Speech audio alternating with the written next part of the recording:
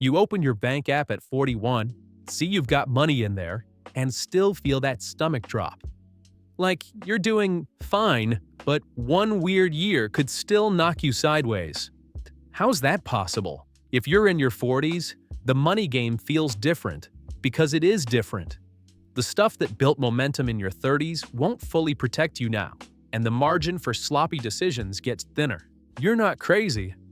This decade's about tightening the bolts, turning up the throttle, and making sure one bad surprise doesn't undo 10 good years. Here's how we're going to handle it. First, you'll score your situation with a few numbers that actually matter. Then you'll pick the right money moves based on which lane you're in. Finally, you'll lock in a simple weekly setup that keeps you on track without thinking about it every day. And I want to give you one quick gut check right away, because it explains why this checklist matters. If someone invests $1,000 a month starting at 30 and earns about 7% over time, that's roughly $1.8 million by 65. Start the exact same $1,000 a month at 40, and you're closer to $810,000. Same effort, same market, but the clock changes the outcome. That's the 40s in one sentence. You don't need to panic, but you can't drift. All right, scorecard time. Not your net worth spreadsheet that you never update. I mean 4 numbers you can say out loud without blinking. The first one's your monthly must-pay number. Mortgage or rent, utilities, insurance, minimum debt payments, groceries, gas, the stuff that keeps life running. If you don't know that number, you're guessing at everything else. Second is your cash runway. Take that must-pay number and multiply it by 6. If your essentials are $6,000 a month, you're aiming at about $36,000 in boring, safe cash. Not because you're scared of investing, but because you're scared of being forced to sell investments at the worst possible time. Common mistake right here. People in their 40s either keep way too little cash and call it being disciplined, or they keep way too much cash because it feels safe. Both can wreck you, just in different ways. The third number is your investing pace. How much is actually getting invested each month, automatically, without you remembering to do it? Your 40s aren't the decade for relying on motivation. The fourth number is your retirement target gap. Not some vague dream. A real gap between what you've got and what you'll likely need. If you're 45 and you think you'll want the equivalent of, say, $6,000 a month from your portfolio in retirement, that's $72,000 a year. Using the old 4% guideline as a rough starting point, that points to around $1.8 million invested. Not because you need a perfect number, but because you need a direction. Do this week. Open your Notes app and write your must-pay monthly number. Then write the 6-month cash target right under it. That's your sleep-at-night line in the sand. Once those 4 numbers are on the table, the next part gets way easier, because you stop arguing with vibes and start making moves based on math.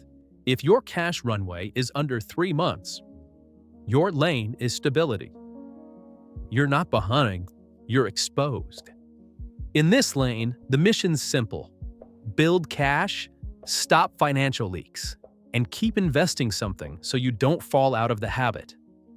Even $200 a month invested is a signal to your future self that you're still building. If your cash runway is solid and you're investing consistently but you feel like you're not moving fast enough, your lane is acceleration. This is where a lot of 40-somethings get stuck, because they're doing all the right things, but not at a high enough intensity for the shorter timeline. And if you're investing hard, you've got solid cash, and your debts are tame, your lane is protection and efficiency. That's where taxes, account choices, and avoiding big mistakes start mattering more than penny pinching. Let's talk stability lane first, because it's the foundation nobody wants to admit they still need. The trap in stability lane is treating every problem like it needs a complicated solution. It doesn't. You need a cash buffer. And you need to stop high-interest debt from chewing your ankles while you're trying to run. If you've got credit card debt at 20% or anything in that neighborhood, that's a fire. Paying that down is a guaranteed return you can't realistically beat elsewhere. If you've got a loan at 3% or 4%, that's not the same kind of fire. Better approach. Separate toxic debt from manageable debt. Toxic debt gets attacked hard. Manageable debt gets paid on schedule while you keep your investing engine running. So which lane are you in? Now, acceleration lane, because this is where most people watching are going to land. In your 40s, your biggest lever isn't cutting one more subscription. It's the percentage of income you invest and the consistency of that investing. If you're investing 10% of gross income, you're participating. If you're investing 20% to 25%, you're building something that can actually carry you. Here's a tiny example that sneaks up on people. Say you make $120,000 and you bump your retirement contribution by just 1% of pay. That's $1,200 a year or $100 a month. That doesn't feel like a life change. But if you do that every year for 5 years, you've quietly moved from, say, 10% to 15% without ever having to start over. Another common mistake in the 40s is paying extra on a low-rate mortgage while underfunding retirement. I get why it feels good. The house is real. The market feels like a screen, but if your mortgage rate's low and you've still got tax-advantaged space you're not using, you might be choosing emotional comfort over long-term math. And yeah, I know the market isn't guaranteed. It's still where long-term compounding usually happens, and your 40s are when you need compounding to actually show up. Some years are going to punch you in the face with layoffs, health stuff, or family emergencies. That's also why your cash runway matters and why automation matters even more. Now, in acceleration lane, there's a simple decision tree I want you to run. If you're not getting your employer match, that's the first fix. That match is part of your paycheck, and leaving it on the table is like refusing a raise. If you are getting the match, the next question is whether you're maxing out the tax-advantaged accounts you have access to. Not because maxing out makes you virtuous, but because taxes compound too, just in the wrong direction. Every dollar you keep from unnecessary taxes is a dollar that can keep working for you. Then, if you're doing those things and you still can't hit a contribution rate that matches your goals, you don't need a new budgeting app. You need an income move, a job switch, a negotiation, a certification, a side income that's actually consistent. In your 40s, skill upgrades pay like a dividend if you pick the right ones. Here's a clean math moment that can calm your brain. If you're 42 with $200,000 invested and you invest $1,500 a month for 23 years until 65, at around 7% growth over time, you land around $2 million. That's not fantasy money. That's what happens when time and consistency stop getting interrupted. Which brings me to the sneakiest killer of the 40s. Interruptions. You don't need to be perfect. You do need to stop yanking the steering wheel every time life gets loud. Selling in a panic, stopping contributions for just a while, cashing out for a big lifestyle upgrade every few years, that's how you turn a strong plan into a treadmill. If this is clicking and you want more no-fluff money systems like this, hit subscribe. All right, protection and efficiency lane. This is the part nobody brags about, but it's where people quietly get rich and stay rich. First, insurance. Not the fun topic, but it's the seatbelt. If you've got people depending on your income, you don't get to ignore life insurance and disability coverage. Life insurance replaces your income if you're gone. Disability replaces your income if you're here but can't work. And in your 40s, the odds of needing the second one are higher than most people want to admit. Second, your investing mix needs to match your actual timeline, not your emotions. The goal isn't to avoid volatility. The goal is to avoid being forced to sell at the wrong time. That's why you keep cash for short-term needs, and you invest long-term money, like long-term money. A lot of people here get more conservative in your 40s and translate it into hide-in cash. That's how inflation quietly wins. A smarter move is to keep near-term money safe and let long-term money stay in a diversified portfolio built for growth. Third, you've got to tighten your big mistake defenses. In your 20s, a mistake costs you a few months. In your 40s, a mistake can cost you years.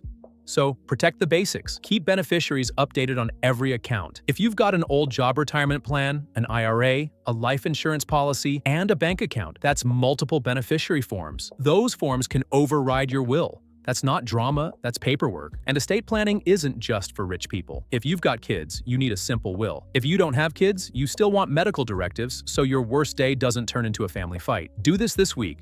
Log into your retirement accounts and set an automatic annual increase on your contribution rate, even if it's just 1%. And then bump your contribution by 1% today. You'll feel it way less than you think, and future, you will feel it way more than you expect. Now let's deal with the question that's sitting in the back of a lot of 40-something brains: college, kids, and that weird pressure to do everything at once. Here's the line that sounds harsh, but saves people. Your kids can borrow for school, but you can't borrow for retirement. If you fund college and skip retirement, you're not helping your kids. You're handing them a future responsibility. That doesn't mean you ignore college. It means you put it in the right order. Retirement first, then college savings, then extra mortgage payments, then lifestyle upgrades. When people flip that order, they're usually trying to buy peace of mind and they end up buying stress. Now, once you've done the scorecard and you know your lane, what does the after version of your money life look like? Before, money's reactive. Bills hit, you adjust. Markets dip, you worry. Something breaks, you scramble. That's exhausting. After, you've got 3 buckets and they each have a job. Bucket 1 is cash for stability and short-term needs. Bucket 2 is long-term investing that runs on autopilot. Bucket 3 is goal money, like a house project or a college fund, that you're building deliberately instead of stealing from your future. And the best part is, you don't need to build it all at once. You just need to stop mixing the buckets. When people use long-term money for short-term stress, it feels like relief and acts like sabotage. Here's what I'd want a 40-something to be able to say confidently without checking anything. I know what it costs to run my life each month. I've got a cash buffer that keeps me from panicking. My investing happens automatically and it's enough to matter. I'm not depending on luck to retire. That's it. That's the checklist. Do this week. Check beneficiaries on every major account and schedule the simplest estate plan you can actually complete, even if it's just a basic will and healthcare directive. It's boring, and it's how grown-up money works. Now, if you're thinking, Andy, I'm behind, I want you to hear this clearly. You don't need a miracle. You need a tighter system and a higher investing pace, even if it ramps up over a couple years. And if you're thinking, Andy, I'm doing okay, don't waste your 40s drifting. This is the decade where your income can be strong, your habits are established, and your choices can lock in the rest of your life. The whole point isn't to become a money robot, it's to buy options. The option to change jobs without fear, the option to handle a surprise without debt, the option to retire with dignity instead of anxiety. So here's the recap, plain and simple. Know your must-pay number. Build the cash runway that keeps your plan from breaking. Invest automatically at a rate that matches your timeline.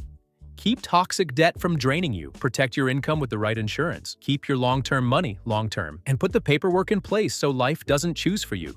You're not late, you're just at the part where the plan has to get sharper. If you want the next video, I'll show you the simplest way to tell if you're actually on track for retirement without doing a full financial plan. Hit subscribe and I'll see you in the next one.